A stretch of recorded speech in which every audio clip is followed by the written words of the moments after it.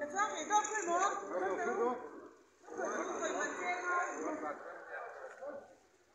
mất cái đầu lâu không rồi sao cái xác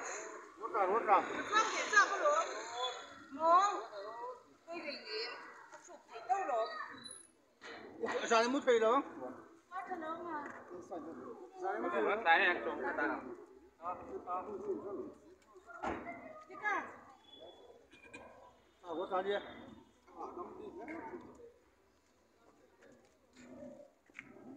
cái nào mua nó tán 혹시 남다르게 이렇게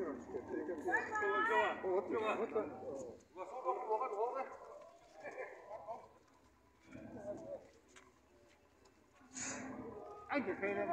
và nó mượn thuê nó cái nó sắp về như rồi mua nước ba vào nó còn thấy nó cắt cắt thôi thì cái này rất là sáng tạo cái lúc mà xin cái chứ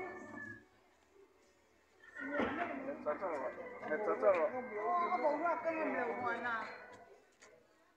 cho mò bố đã biết thật chính là cũng không có gì vấn đề cái gì